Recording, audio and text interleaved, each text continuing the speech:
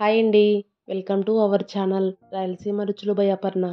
ఇవాల్టి వీడియోలో అయితే జొన్నలతో 5 రకాల వంటలైతే చూపిస్తానండి. ఇవి బ్రేక్‌ఫాస్ట్‌లోకి కానీ, లంచ్‌లోకి కానీ, డిన్నర్‌లోకి కానీ దేంట్లోకైనా చాలా బావుంటాయన్నమాట. ఇంకా షుగర్ ఉండే వాళ్ళకి కానీ, వెయిట్ లాస్ అవ్వాలనుకునే వాళ్ళకి చాలా బాగా హెల్ప్ అవుతాయండి. వీడియోనైతే స్కిప్ చేయకుండా చివరి వరకు చూడండి. అన్ని రెసిపీస్ కూడా డిఫరెంట్‌గా చాలా టేస్టీగా ఉంటాయండి. తప్పకుండా ట్రై చేయండి. అలాగే ఎవరైనా ఫస్ట్ టైం ఈ ఛానల్‌ని చూస్తున్నట్లయితే ఛానల్‌ని సబ్స్క్రైబ్ చేసుకొని పక్కనే ఉన్న బెల్ సింబల్‌ని యాక్టివేట్ చేసుకోండి. దానివల్ల నేను ఎప్పుడు వీడియోలు అప్లోడ్ చేసినా మీకు నోటిఫికేషన్ రూపంలో వస్తుందండి. సో వీడియోనైతే మిస్ కాకుండా చూసేయొచ్చండి. ఇంకా ఆలస్యం చేయకుండా ఈ 5 రకాల వంటలు ఎలా చేసుకోవాలో చూసేద్దాం పదండి. ఫస్ట్ జొన్న దోసలు ఎలా చేసుకోవాలో చూద్దామండి. జొన్న దోసల కోసం ఒక గిన్నెలోకి ఏదైనా ఒక కప్పుతో 3 కప్పుల జొన్నలు తీసుకోండి. 3 కప్పుల జొన్నలకి ఒక కప్పు మినప్పప్పు అయితే తీసుకోవాలండి. తర్వాత ఒక స్పూన్ మెంతులు, ఇంకా అలాగే ఒక పావు కప్పు శనగపప్పు వేసుకోవాలన్నమాట. ఇప్పుడు వీటన్నింటిని శుభ్రంగా 1కి 2 సార్లు కడిగేసుకొని ఒక 8 గంటల పాటు నానబెట్టుకోవాలండి. ఇలా 8 గంటలు నానబెట్టుకున్నారంటే అన్నీ చక్కగా నానిపోతాయండి. అన్నీ నానిపోయిన తర్వాత మనం జొన్నలు మిక్సీకి పట్టుకుంటాము అనే ఒక హాఫ్ అన్ అవర్ ముందుగా కొద్దిగా అటుకుల్ని కడుక్కొని అందులోనే వేసి నానబెట్టేసేయండి. అటుకులు కూడా బాగా నానిపోయిన తర్వాత ఇప్పుడు అన్నింటిని కలిపి మిక్సీ పట్టుకోవడం కోసం ఒక మిక్సీ జార్ తీసుకొని అందులో నానిపోయిన జొన్నలనైతే కొద్దిగా వేసుకోవాలండి. మిక్సీ గిన్నెకి ఒకేసారి నిండుగా వేసుకోకుండా కొద్దిగా వేసుకుంటూ మిక్సీ పట్టుకోవాలన్నమాట. అలాగే మిక్సీ జార్లో జొన్నలు వేసుకున్న తర్వాత కొద్దిగా నీళ్లు వేసుకొని ఫస్ట్ ఒకసారి మెత్తగా మిక్సీ పట్టుకోవాలండి. ఇలా మిక్సీ పట్టుకున్నాక జొన్న పిండి అయితే కొద్దిగా గట్టిగా అవుతుందన్నమాట. ఇక్కడ వీడియో క్లిప్లో చూపిస్తున్నాను చూడండి. అలా గట్టిగా అవుతుందండి. తర్వాత మళ్ళీ కొన్ని నీళ్ళు యాడ్ చేసుకొని మళ్ళీ పిండిని అయితే దోస పిండిలాగా పట్టేసుకోవాలండి. ఇలా మిక్సీ పట్టుకున్న పిండిని ఒక వెడల్పుగా ఉండే గిన్నెలోకి అయితే తీసేసుకోండి. మిగిలిన జొన్నలన్నింటిని కూడా మిక్సీ పట్టేసుకొని అదే గిన్నెలోకి వేసేసుకొని పిండి పైన మూత పెట్టేసి ఒక రాత్రి మొత్తం పులవనివ్వాలండి. మళ్ళీ రోజు ఉదయానికల్లా పిండి అయితే చక్కగా ఫర్మెంటేషన్ అయిపోయి ఉంటుందండి. ఇక్కడ నేను గిన్నె చిన్నది తీసుకోవడం వల్ల పిండి అయితే పొంగిపోయిందండి. మీరు వేసుకునేటప్పుడే కొద్దిగా పెద్ద గిన్నెలో వేసుకోండి, సరిపోతుంది. ఇప్పుడైతే ఈ పిండిని నేను ఇంకొక గిన్నెలోకి ట్రాన్స్ఫర్ చేసేసుకుంటున్నాను. పిండిని వేరొక గిన్నెలోకి ట్రాన్స్ఫర్ చేసుకున్న తర్వాత అయితే మూత పెట్టేసి ఎమ్మటే ఫ్రిడ్జ్లో పెట్టేసుకున్నానండి. చట్నీ ఇవన్నీ ప్రిపేర్ చేసుకునేసరికి పిండి అయితే ఇంకా పులిసిపోతుందని ఎమ్మటే ఫ్రిడ్జ్లో పెట్టేసుకున్నానండి. చట్నీ చేసుకున్న తర్వాత అయితే ఫ్రిడ్జ్లో పిండిని బయటికి తీసేసుకొని గరిటెతో ఒకసారి కలిపేసుకుంటున్నానండి. ఇప్పుడు దోశ బ్యాటర్ కలుపుకోవడానికి ఇంకొక గిన్నె సపరేట్గా తీసుకొని అందులో మనం దోశ వేసుకోవడానికి ఎంత పిండి కావాలంటే అంత పిండిని అయితే ఆ గిన్నెలోకి తీసుకోండి. తర్వాత పిండిలో కొద్దిగా సాల్ట్ వేసుకొని అలాగే కొద్దిగా నీళ్లు కూడా వేసుకొని పిండిని అయితే బాగా కలిపేసుకోండి. మనం నార్మల్గా దోశ పిండిని ఎలా కలుపుకుంటామో సేమ్ అలాగే కలిపేసుకోవాలన్నమాట. ఫైనల్గా అయితే దోశ బ్యాటర్ కన్సిస్టెన్సీ వీడియో క్లిప్లో చూపించిన విధంగా ఉంటే సరిపోతుందండి. ఇప్పుడు దోశ వేసుకోవడానికి గ్యాస్ పైన పెనం పెట్టుకొని పెనాన్ని బాగా హీట్ అవ్వనివ్వండి. పెనం హీట్ అయిన తర్వాత దానిపైన ఉల్లిపాయ రుద్దుకొని ఒక గరిటె పిండి వేసి నెమ్మదిగా దోశలాగా స్ప్రెడ్ చేసుకోండి. ఫస్ట్ పెనం కాలేటప్పుడు హై ఫ్లేమ్లోనే ఉంచుకోవాలండి. తర్వాత దోశ వేసుకునేటప్పుడు అయితే మీడియం ఫ్లేమ్లో పెట్టుకొని దోశ వేసుకోవాలన్నమాట. దోశ వేసిన తర్వాత పైనుంచి కొద్దిగా ఆయిల్ వేసి దోశ మొత్తాన్ని మీడియం ఫ్లేమ్లోనే కాల్చుకున్నారంటే దోశ అనేది క్రిస్పీగా వస్తుందండి. ఇలా దోశని ఒకవైపు కాల్చుకున్న తర్వాత రెండో వైపుకు తీసుకొని పక్కన ప్లేట్లో పెట్టేసుకోవడమేనండి. చూసారు కదా జొన్న దోశ ఎంత బాగా వచ్చిందో. ఒకవేళ మీరు హై ఫ్లేమ్లో పెట్టి కాల్చుకున్నారంటే దోశ అనేది సరిగ్గా లేయదండి. సో చూసుకొని నెమ్మదిగా నిదానంగా మీడియం ఫ్లేమ్లో కాల్చుకోండి. దోశలు అయితే క్రిస్పీగా భలే వచ్చాయండి. ఇలా ఒక 2 దోసలు వేసుకొని బ్రేక్‌ఫాస్ట్‌లోకి కానీ, డిన్నర్‌లోకి తిన్నామంటే కడుపు నిండిపోతుందండి. చాలా బావుంటాయి. ఇంకా హెల్త్ కూడా చాలా మంచిదనమాట. ఇప్పుడు రెండవ రెసిపీ వచ్చేసి సేమ్ ఇదే పిండితో పొంగనాలు ఎలా చేసుకోవాలో చూద్దామండి. సేమ్ అదే దోస పిండిలోకి సన్నగా కట్ చేసి పెట్టుకున్న ఉల్లిపాయలు, ఇంకా ఒక 2 క్యారెట్‌ని ఇలా సన్నగా తురుముకొని వేసుకోండి. అలాగే ఒక 2 పచ్చిమిరపకాయలు, ఒక చిన్న అల్లం ముక్క, కొద్దిగా కరివేపాకుని కచ్చాబిచ్చాగా మిక్సీ పట్టుకొని వేసుకోండి. ఇప్పుడు వీటన్నింటిని పిండిలో కలిసిపోయేలాగా బాగా కలిపేసుకోవాలండి. మొత్తం కలిపేసుకున్న తర్వాత గ్యాస్ పైన ఒక ప్యాన్ పెట్టుకొని అందులో ఒక స్పూన్ ఆయిల్ వేసి, ఆయిల్ హీట్ అయిన తర్వాత ఆవాలు, జీలకర్ర, మినపప్పు వీటన్నిటి వేసుకొని కొద్దిగా ఫ్రై అవ్వనిచ్చి ఆ తాలింపునైతే ఈ పిండిలో వేసేసుకోవాలండి. తర్వాత రుచికి సరిపడినంత సాల్టు, ఒక స్పూన్ పసుపు వేసుకొని, అలాగే కొద్దిగా నీళ్లు వేసుకొని పిండిని అయితే బాగా కలిపేసుకోవాలండి. నీళ్ళైతే మరీ ఎక్కువగా వేసుకోకండి, కొద్దిగా వేసుకుంటే సరిపోతుందన్నమాట. పిండి మొత్తం కలిపేసుకున్న తర్వాత అందులో ఒకసారి సాల్ట్ చెక్ చేసుకోండి. ఇప్పుడు పొంగనాలు వేసుకోవడం కోసం గ్యాస్ పైన పొంగనాల పెనం పెట్టుకొని కొద్దిగా ఆయిల్ వేసుకోవాలండి. ఆయిల్ వేసిన తర్వాత మనం ముందుగా కలిపి పెట్టుకున్న పిండిని అయితే పొంగనాల్లాగా వేసుకోవాలన్నమాట. ఇలా అన్ని హోల్స్లలో అయితే పొంగనాల్లాగా వేసేసుకోవాలండి.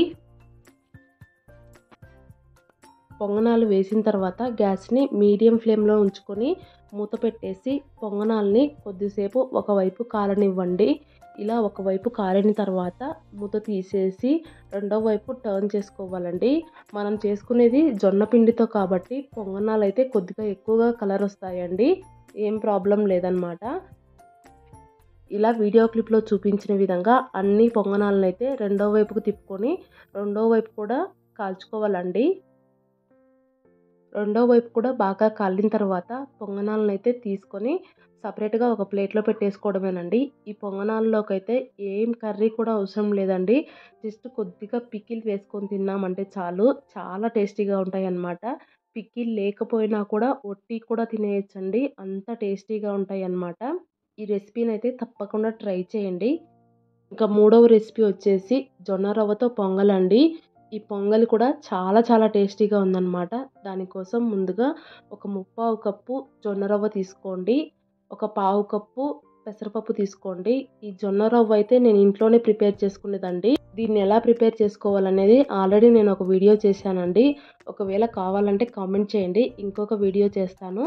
లేకుంటే బయట సూపర్ మార్కెట్లలో కూడా దొరుకుతుందండి. జొన్న రవ్వని, పెసరపప్పుని బాగా కడిగేసుకొని ఒక హాఫ్ అన్ అవర్ పాటు నానబెట్టుకోవాలండి.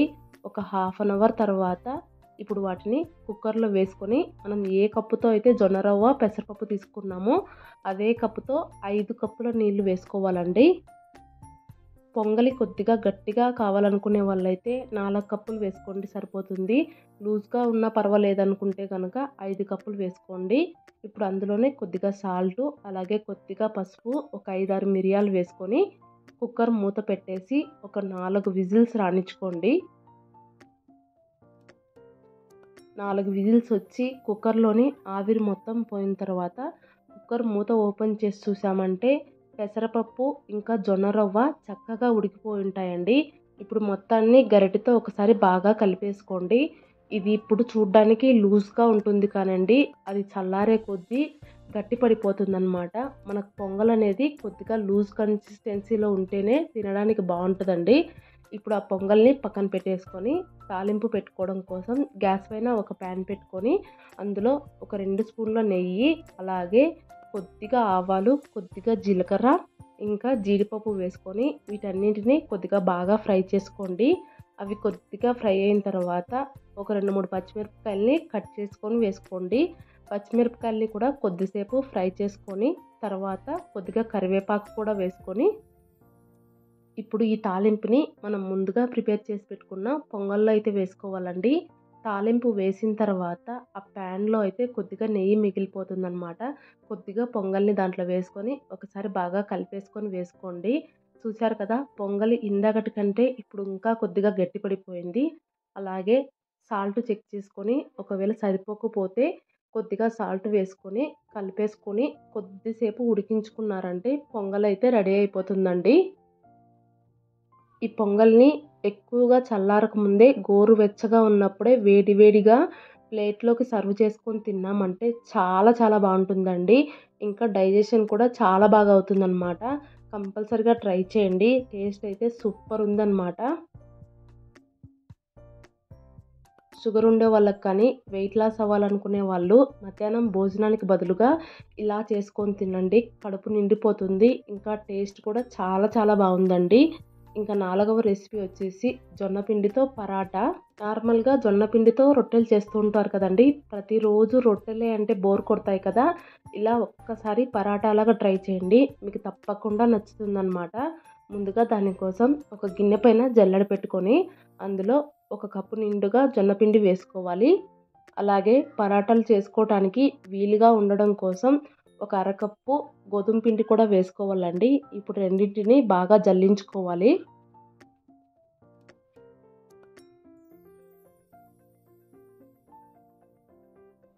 ఇప్పుడు అదే పిండిలో మెంతి కూరని సన్నగా కట్ చేసి వేసుకోండి.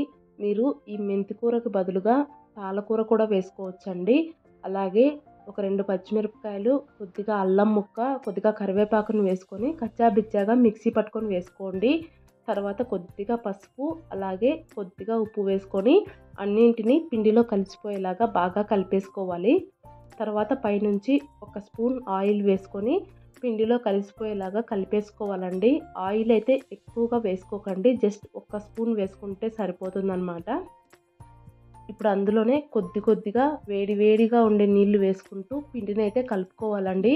వేడి నీళ్ళు పోసుకుంటున్నాం కాబట్టి పిండిని కలుపుకోవడానికి కొద్దిగా కష్టంగా ఉంటుంది. కొద్దిగా జాగ్రత్తగా చూసుకుంటూ కలుపుకోండి.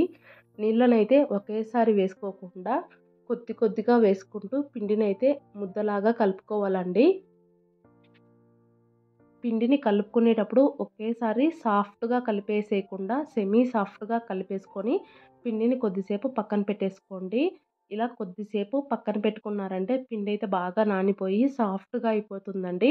ఇలా సాఫ్ట్గా అయిపోయిన పిండిని వీడియో క్లిప్లో చూపించిన విధంగా గ్యాస్ బండ పైన వేసుకొని 2 చేతులతో పిండిని బాగా నాదుకోవాలండి. ఇలా కలుపుకుంటేనే మనం చపాతీ కర్రతో రుద్దుకునేటప్పుడు పరాటాలు అనేవి విడిపోకుండా వస్తాయండి. పిండిని మనం ఎంత బాగా కలుపుకుంటామో పరాటాలు అనేవి అంత బాగా వస్తాయి అన్నమాట. ఈ స్టెప్‌నైతే అస్సలు మిస్ అవ్వకండి. కొద్దిసేపు లేట్ అయినా కూడా పిండిని బాగా కలిపేసుకొని పెట్టుకోండి.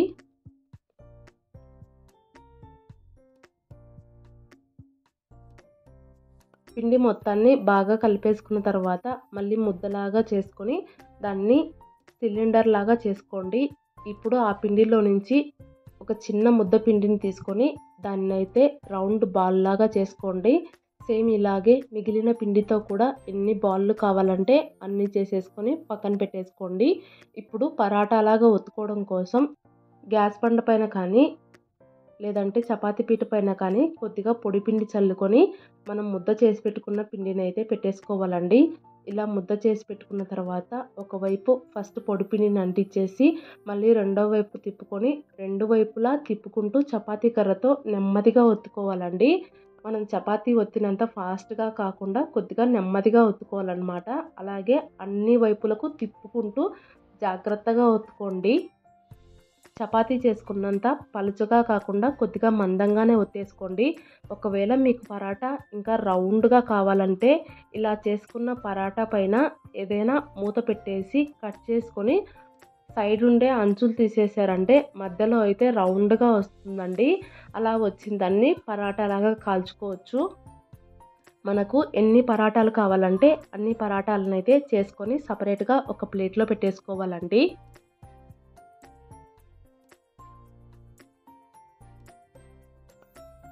ఇప్పుడు పరాటాలని కాల్చుకోవడం కోసం గ్యాస్ పైన చపాతీ పెనం పెట్టుకొని పెనాన్ని బాగా హీట్ అవ్వనివ్వాలండి. హీట్ అయిన తర్వాత మనం చేసి పెట్టుకున్న పరాటాని వేసుకొని పరాటాని ఫస్ట్ ఒకవైపు కాలనివ్వాలండి. ఇలా ఒకవైపు కాలిన తర్వాత రెండో వైపుకు తిప్పుకొని రెండో వైపు కూడా కొద్దిగా కాలిన తర్వాత ఇప్పుడు పరాటా పైన కొద్దిగా నెయ్యి వేసుకొని పరాటా అంతటికి అప్లై చేసుకోండి. ఒకవేళ నెయ్యి ఇష్టం లేని వాళ్ళైతే కనుక నార్మల్గా ఆయిల్ వేసుకొని కాల్చుకోవచ్చండి. ఒకవేళ వెయిట్ లాస్ కోసం చూస్తున్న వాళ్ళైతే నెయ్యితోనే కాల్చుకోండి. ఇలా నెయ్యితో కాల్చుకున్న తర్వాత పరాటాని రెండో వైపుకు కూడా తిప్పుకొని రెండో వైపు కూడా నెయ్యి మొత్తం అప్లై చేసేసి రెండు వైపులా పరాటాని బాగా కాల్చుకోవాలండి. పరాటాని రెండు వైపులకు తిప్పుకుంటూ కాల్చుకున్నారంటే కొద్దిసేపటికైతే బాగా కాలిపోతుందండి. ఇలా కాల్చుకున్న పరాటాని సపరేట్గా తీసుకొని ఒక ప్లేట్లో పెట్టేసుకున్నామంటే జొన్నపిండి పరాటా అయితే రెడీ అయిపోతుందండి. టేస్ట్ అయితే చాలా చాలా బాగుంటుందన్నమాట. ఈ పరాటాలకు కూడా కర్రీ అయితే ఏం అవసరం లేదండి. జస్ట్ పెరుగులో అద్దుకొని తిన్నామంటే చాలా చాలా బాగుంటుందండి. తప్పకుండా ట్రై చేయండి. లంచ్లో కానీ డిన్నర్లో కానీ దేంట్లోకైనా సూపర్గా ఉంటుందండి. ఇంకా 5వ రెసిపీ వచ్చేసి జొన్న రవ్వతో ఉప్మా అన్నమాట. ఉప్మా కోసం గ్యాస్ పైన ఒక ప్యాన్ పెట్టుకొని అందులో ఒక స్పూన్ ఆయిల్ వేసుకోవాలండి. అలాగే అందులోనే ఒక స్పూన్ నెయ్యి వేసుకోవాలి. ఆయిల్ నెయ్యి రెండు కాగిన తర్వాత ఇప్పుడు అందులో కొద్దిగా ఆవాలు, అలాగే కొద్దిగా జీలకర్ర, ఇంకా కొద్దిగా మినప్పప్పు, కొద్దిగా శనగపప్పు వేసుకొని వీటన్నింటినీ కొద్దిసేపు బాగా ఫ్రై చేసుకోవాలండి.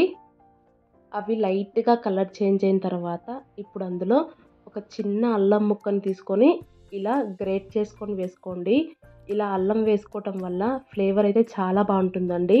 అల్లాన్ని కూడా కొద్దిసేపు ఆయిల్లో ఫ్రై చేసుకొని తర్వాత సన్నగా కట్ చేసి పెట్టుకున్న ఒక 2 ఉల్లిపాయలు, ఒక 3 పచ్చిమిరపకాయలు, అలాగే క్యారెట్, బీన్స్, ఇంకా క్యాప్సికమ్ని సన్నగా కట్ చేసి వేసుకోండి. ఇంకా మీ దగ్గర ఉంటే కనుక బఠానీలు ఉంటాయి కదా, వాటిని కూడా వేసుకోవచ్చండి. ఇవన్నీ మగ్గడం కోసం ఒక స్పూన్ సాల్ట్ వేసుకొని గ్యాస్ని మీడియం ఫ్లేమ్లో పెట్టుకొని కొద్దిసేపు అయితే బాగా ఫ్రై చేసుకోవాలండి.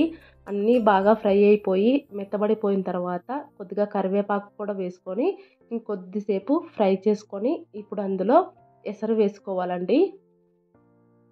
నేనైతే ఈ గ్లాస్తో ఒక గ్లాస్ జొన్న రవ్వ తీసుకుంటున్నానండి. దానికైతే 3.5 గ్లాసుల ఎసరు అయితే వేసుకుంటున్నాను. ఒకవేళ ఉప్మా కొద్దిగా గట్టిగా ఇష్టపడే వాళ్ళైతే కనుక 3 గ్లాసులు వేసుకోండి, సరిపోతుంది. ఎసరు వేసిన తర్వాత ఒకసారి కలిపేసుకొని సాల్ట్ చెక్ చేసుకోండి. ఒకవేళ సరిపోకపోతే కొద్దిగా సాల్ట్ వేసుకొని ఎసరునైతే బాగా తెరలనివ్వండి. ఎసరు బాగా తెరలిన తర్వాత ఇప్పుడు అందులో జొన్న రవ్వ వేసుకోవాలండి. ఇక్కడ నేను జొన్న రవ్వని ముందుగానే కడిగేసి ఒక హాఫ్ అన్ అవర్ పాటు నానబెట్టుకున్నానండి. ఇలా నానబెట్టుకున్న రవ్వనైతే అందులో వేసేసుకోవాలి.